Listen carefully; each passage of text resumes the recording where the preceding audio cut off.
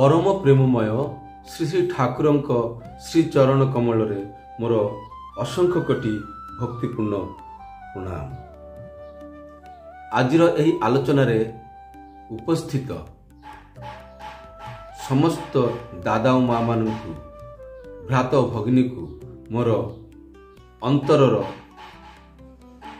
प्रेम भल पाइबा सह आनंदित जय गुरु। आशा करे समस्ते भलरे अछंती एवं इष्टं को धरी निजर जीवन को अतिबाहित करी चलीछंती। समस्ते सुखरे शांतिरे और स्वस्तिरे अछंती। आजिर एही आलोचनाटी प्रसंग सत्यानुसरणरू पाठ करी सुनाइबी। एथिरे आमे जानि परिबा कामिनी कांचन कौन, मनुष्य को कहीं यही कामिनी कांचन व्यवहार पाई स्वतंत्रता देइचंती परम पिता एवं आमे हमको परम हंस देव श्री श्री रामकृष्ण देव कहते जे कामिनी कांचन ठारू दूरे रुह, तफात तफात खूब तफात आउ ये तफात जदि हेबे हेले ए गृहस्थ जीवन जो माने अतिबाहित से माने किपरि रहिबे एई सब विषय रे एठी परम पूज्यपाद श्री श्री पितृदेव कौन कहते से विषय आमे आलोचना करबा। तो आपण माने वीडियोटी को स्किप न करिकी संपूर्ण वीडियोटी देखिबे, बहुत भलो लागिबो। बहुत किछि आम जीवन रे गाइड मिलिबो। आमे किपरि भाव रे दाम्पत्य जीवन, वैवाहिक जीवन एवं सर्वोपरि आमर जो युव भाई भौणी माने अछंती से माने किपरि निजको कंट्रोल करिवे ताहा पाई मध्य एठी आलोचना कराइछि। तो आसंतु पाठ आडकु जिबा। जगत रे मनुष्य जेते जहा दुख पाए ताहार अधिकांश ही कामिनी कांचन रे आसक्ति रुही आसे। से दुईटा पाखरु जेतिकी दूरेई रहिबो सेतिकी मंगल। भगवान श्री श्री रामकृष्ण देव समस्त को विशेष भाव में कहिचंती कामिनी कांचन पाखरु तफात तफात खूब तफात रुह। एइटा थिला बाणी। या उपरे कौन आलोचना है सेटा सुन। श्रीकंठदा प्रश्न कले तफात अर्थ कौन? एबे भाइयों माँ माने तफात माने कौन? तफात माने पार्थक्य, दूरता न कि हेले कोठर दूरता कथा कहउचंती? कामिनी कांचन दूरता कथा कहउचंती। गुरुकिंकरदा एई कथारे उत्तर देले कामिनी कांचन दूरेई रहिबा। श्री श्री पितृदेव कहउचंती कामिनी कांचन दुख किपरि आसे आलोचना करा जाऊ। लोक माने ते भाबंती टंका पैसा न हेले सुख हुए नाही। गुरुकिंकरदा कहउचंती टंका पैसा रे इंद्रिय चरितार्थ हुए। श्री श्री पितृदेव टंका पैसा कामिनी रे इंद्रिय चरितार्थ होई थाए। इंद्रिय मानक द्वारा ही शरीर परिचालित हुए। इंद्रियर राजा मन। टंका पैसा निजर सुख पाई व्यय करिबी, इंद्रिय चरितार्थ करिबी, सेईटा को ही लोक माने सुख मने करती। सेईटा को ही लोक माने सुख मने करती। किंतु शरीर तो गोटे धर्म विधान अछि। एही इंद्रिय गुडी को परम पिता सृष्टि करचंती। एही इंद्रिय गुडी को परम पिता सृष्टि करचंती कौन पाई? उपभोग करिबा पाई। उपभोग करिबा पाई ही तो। किंतु क्रमागत भाव रे ही इंद्रिय द्वारा परिचालित हेले शेष पर्यंत क्षमता गुड़िक लोप पाई थाए। फाइन सेंसिटिवनेस अर्थ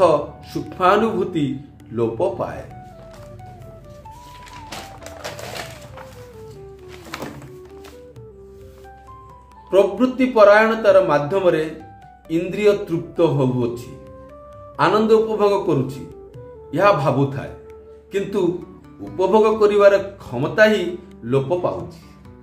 तेणु एथिरु सावधान हेबार कथा कुहा जाउछि।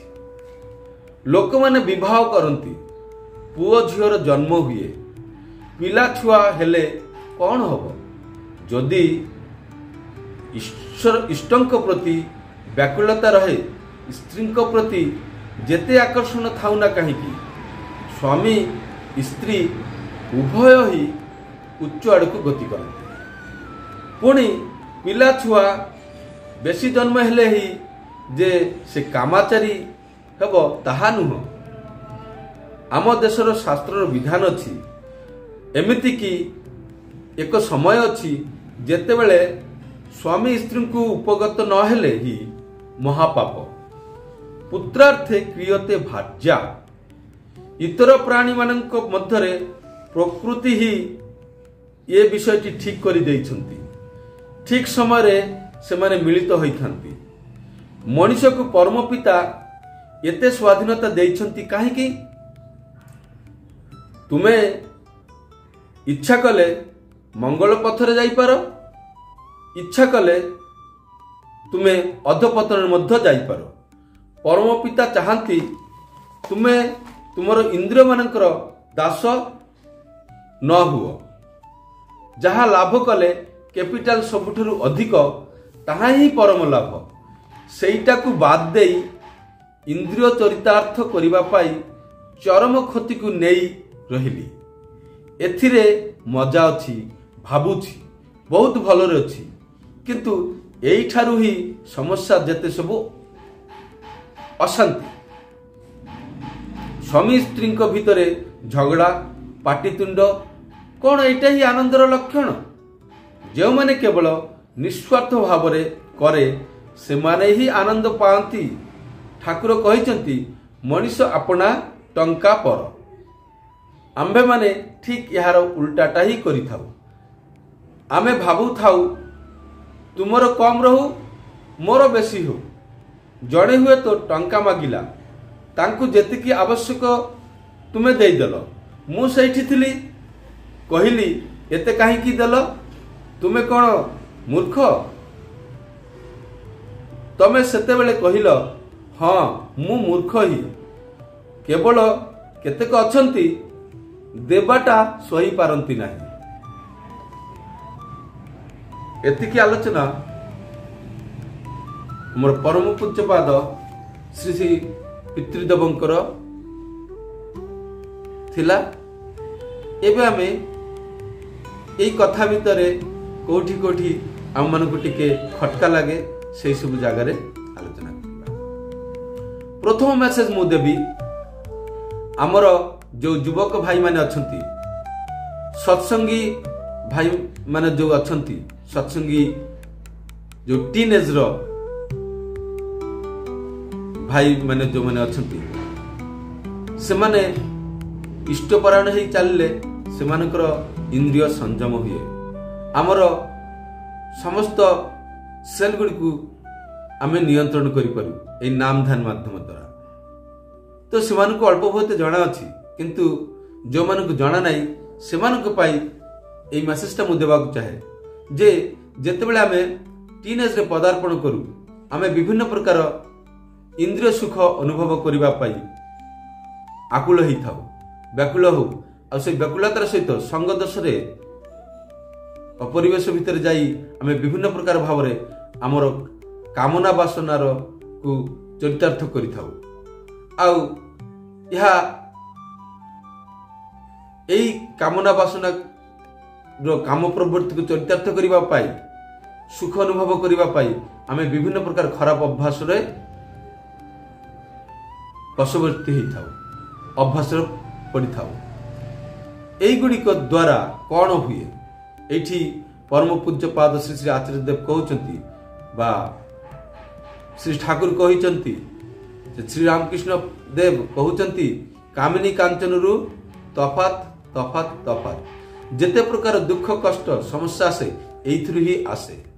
तो पैसा आउ कामना सीधा अर्थ रे काम वासना एई दुटी कथा ले काम अर्थ स्त्री को पाई पुरुष होची माध्यम आ पुरुष पाई स्त्री होची माध्यम यही इंद्रिय को चरितार्थ करिवार आउ सेथि ठाकुर आउ गोटे बाणी अच्छी पुरुष मागे नारी प्रणय नारी मागे टंका एमिति भाव रे चलती जगत बंचा बाड़े फांका अर्थ नारी टंका मागंती आ पुरुष जेतेबेले तार इंद्रिय को चरितार्थ करबा पई नारी को पाखरे सेतेबेले टंका दियो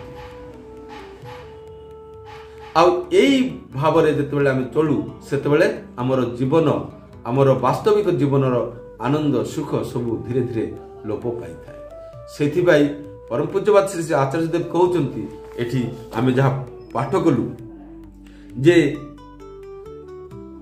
आनंद उपभोग करछु बोली आमे भाबुछु किंतु प्रकृति रे कोन हुए हमर जो इंद्रिय सुख इंद्रिय को जेतेबेले आमे शरीर मन द्वारा शरीर माध्यम रे बारंबार बारंबार तार प्रवृत्तिमुखी जो व्यवहार करछु तार द्वारा कोन होची यार क्षमता लोप पाए आउ या द्वारा कौन हुए आमर जो सुख अनुभूति अच्छी ताहा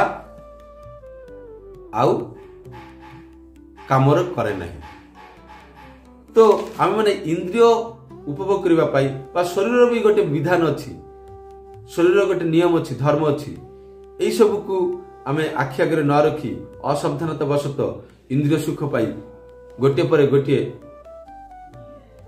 गोटे करके एमती भाव आगे जाऊ जे आमर शरीरटा भांगी पड़े दुर्बल हो पड़े आमे माने जो बयस रे ब्रह्मचर्य पालन करबा कथा आरंभ करबा कथा सेही बयस रे आमे इंद्रिय सुख भोगिबा पाई जाईकी हमर निजर शक्ति को आमे नष्ट करछु ओज शक्ति को नष्ट करछु स्पिरिचुअल थॉट्स को आमे नष्ट कर दउछु तो एया गला हमर युवपीढ़ी पाई जे आमे कामासक्त हवा नहीं इंद्रिय सुख को आमे भोग करिबा किंतु ताहार नियम अनुसार एटा ही कौन ब्रह्मचर्यर नियम विवाहित जीवन मध्य ब्रह्मचर्य पालन करी हुए स्वामी स्त्री मिलित होई मध्य ब्रह्मचर्य को रक्षा करिए ब्रह्मचर्यर अर्थ है शक्ति अर्जन करिबा केवल बीर्ज को संरक्षित करी आमे शक्ति लाभ करि पारिबु नाही सेथिरे मध्य यदि बीर्ज लाभ संरक्षण करबा सहित केवल से कसरत करी जदि आमे ताकू संरक्षण करिबु सेथिरे मध्य शास्त्र रे अछि क्लिबत्व सृष्टि हुए तेणु करी जे आमे प्रवृत्ति परायण है कि इंद्रिय सुख लाभ करिबा नाही आमे इष्ट परायण है कि इष्ट चिंता मग्न होइकरी आमे प्रवृत्ति परायण हवा हेले आमर ब्रह्मचर्य रखा हबो शक्तिर क्षय हबो नाही प्रवृत्तिमुखी होई आमे जदि आमर इंद्रिय सुख अनुभव करिवो हेले दिन को दिन समस्या सृष्टि हबो एवं शेष रे आमर इंद्रिय सुख लाभ करिवार शक्ति मध्य रहिबो नाही हेले आमे आमर शक्ति को हरई बसु हेले भगवान कोन हमकु एथि भाई यही सब इंद्रिय देइचंती परम पिता कोन एथि भाई हम मध्य रे यही सब इंद्रिय देइचंती ना प्रकृत आनंद उपभोग करबा पाई शक्तिशाली हवा पाई बीर्यवान हवा पाई देइचंती किंतु आमे तार अपव्यवहार करी ताकू नष्ट करि दउछु तेणु एथिरु ही सावधान हवा पाई कहउचंती जे एथिरु सावधान हुआ दूर रुह तापरे आमे जो माने विवाहित जीवन अतिबाहित करछु गृहस्थ जीवन अतिबाहित करछु दाम्पत्य जीवन रे जाइछु सेमानक पाई कहउचंती सेमाने मध्य ब्रह्मचर्य पालन करिवे पारिबे सेटा किपरि भाव रे एठी कहउचंती जे आचार्य देव कहउचंती परम पूज्यपाद पितृदेव कहउचंती जे पुओ झियो बहुत जन्म कले ही जे से कामाचारी ताहा किंतु नुह अर्थात आमे इष्ट परायण है कि स्त्री को प्रति कामासक्त न होइकरी तांको खुशी तांकर खुशी को आखि आगे रखिकी इष्ट को प्रतिष्ठा करवा यही उद्देश्य जड़े गोटे उन्नत धरणर पिला छुआ को जन्म देवा उद्देश्य रे जेतेबेले आमे स्त्री को पाखरे जाउछु सेथिरे कहार मध्य कोनोसी क्षति हुएनी बरं एथिरे इष्टंक प्रति जो आमर व्याकुलता थाए सेथि लगी कौन हुए ना आमर स्वामी स्त्री दुई जनकर ही विकास आड़कू गति हुए समस्त उच्च आड़कू जाती आउ सेथिपाई पिला छुआ जदि अधिक जन्म हुए हेले ताकू कामाचारी कही हब नहीं आ सेथिरे जे आमर आमे दुर्बल हो पड़बू ताहा मध्य नुह किंतु आमे केवल इंद्रिय सुख अनुभव करबा पाई जदि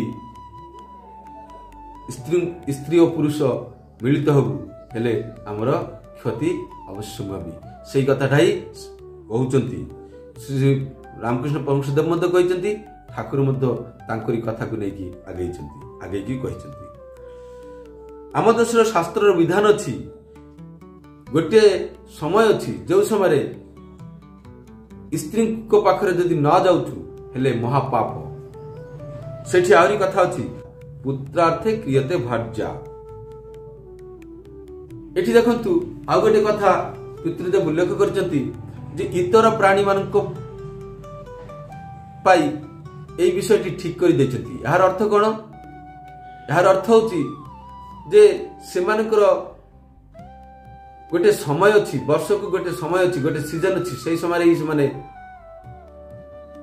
मिलित हुंती एवं सेमानकर नेक्स्ट जनरेशन आगो को जाए किंतु मनुष्य क्षेत्र रे एटा नाही मनुष्य को भगवान स्वाधीनता देछथि कारण सीधा भाव में पितृदेव कहचंती जे परम पिता चाहती से माने प्रवृत्तिर दास न होई इंद्रियर दास न होई ता ऊपर नियंत्रण आणु ठीक परम पिता जेपरी कौन सी प्रकार वृत्ति प्रवृत्तिर प्रभाव रे पड़ती नहीं इंद्रिय प्रभाव रे पड़ती नहीं जतिकी आवश्यक से सेतिकी व्यवहार करती मनुष्य को मध्य से तांकरी प्रतिमूर्ति रे प्रतिरूप रे सृष्टि करती आउ चाहती समस्ते तांको भली तांको अनुसरण करी निजर वृत्ति प्रवृत्ति को नियंत्रण करी से परमार्थ को लाभ करतु सेथिबाई पितृदेव कहते जहाँ लाभ कले सबुठारु अधिक कैपिटाल हुए ताहा ही परम लाभ आउ सेही परम अर्थ को आमे बाद दे कि जदि इंद्रिय चरितार्थ करने चाहू हेले कौन हुए ना आमे चरम क्षति आड़कू जाऊ चरम क्षति को आमे लाभ करू आमे एई चरम क्षति को बहुत आनंद अच्छी बहुत सुख अच्छी बोली भावु जदि हेले कौन हम ना आमे अधपतन रे जीवु एबे देखंतु आमे यही वासना बा इंद्रिय चरितार्थ करबा पाई केते प्रकार गंडल गोल मध्य करछु मरा कटा हणा हो जाउची केते प्रकार अशांतिर सृष्टि होची हेले एईटा कोन हमर आनंदर लक्षण एमिति भी केते जण अछंती केते पुओ झियो माने अछंती प्रेम करंती आउ झियो को से थ्रेटनिंग दियंती मु तते भलो पाए आउ तू जदि मते मोर न हबु हेले मु तते मु काहा को हेबाक देबनी माने मारी पकेबो कोन करिवो तू मोर एटा कोन इंद्रिय सुख एथिरे आमर वृत्ति प्रवृत्ति भूल आड़ को जाए अकर्म कुकर्म तेणु एठू सबु किछि को नियंत्रण करबा पाई एकमात्र रास्ता होची इष्टमय यह व्यतीत आमे जदि केवल भाविबू कसरत करिकी बा विभिन्न प्रकार कायदा करिकी आमे बीर्ज को संरक्षण करिबू बीर्जवान हबू एवं इंद्रिय सुख लाभ करिबू एटा संभव नुह केबे मध्य एटा एकमात्र सेतेबेले संभव जेतेबेले आमे इष्ट को धरी इष्ट चिंतार मग्न होई सबु कर्म भितर इष्ट को रखिकी करू सेतेबेले सेटा अनायास रे से आपे आपे आम भितर सब किछि कंट्रोल बीर्ज संरक्षण मध्य हबो आ उचित समय ताहार उपयोग आम करिपारिबु। या द्वारा आमर ब्रह्मचर्य मध्य पालन हबो, विवाहित जीवन में मध्य ब्रह्मचर्य पालन हबो। ब्रह्मचर्य ब्रह्म अर्थ ब्रिंग धातु आसि ब्रह्म अर्थात जहाँ ब्रह्म रे विचरण करती जार मन ब्रह्म रे विचरण करती से होती ब्रह्मचर्य। तो ସେଇଟା को केवल शरीर माध्यम रे बा स्त्री गमन न कले ही जे हब सेटा संभव न। आम स्त्री गमन कलुनु बा आम जो कामना भावनार चरितार्थ करने वास्तविक रूप से आम अग्रसर हेलुनी किंतु मानसिक भाव में जदि आम से सब चिंता नहीं कि बसी हेले कौन हम ना सी हूँ मिथ्याचारी हम एवं धीरे धीरे से क्लिबत्व प्राप्त हम से अशाळापन हो निस्तेज हो भांगी पड़। तेणुक एमती किया बीर्ज संरक्षण केतबेले आम शक्तिशाली समृद्धिशाली हो पार। तो यार प्रथम एवं सुंदर पंथा होची ठीक पंथा होची इष्ट को धरिबा, इष्टमय इष्ट को चिंता करबा, इष्ट को नहीं कि चलिबा। यह केवल मात्र सद्गुरु पुरुषोत्तमंकर दीक्षा नहीं ठीक ठीक भाव चलले ही संभव। जहाँ आलोचना बहुत बेसी एतिक रही समस्ते सुस्थ सबल और आनंदमय जीवन प्राप्त करंतु। यह मु परम पिता रंगा रातुल चरण रे प्रार्थना जनाए समस्त को सद्बुद्धि दो, समस्त को सत्कर्म मिलू यह प्रार्थना करे। सर्वे सुखिनो भवन्तु, सर्वे सन्तु निरामय, सर्वे भद्राणि पश्यन्तु, मा कश्चित् दुःख भाग भवेत्। जय गुरु।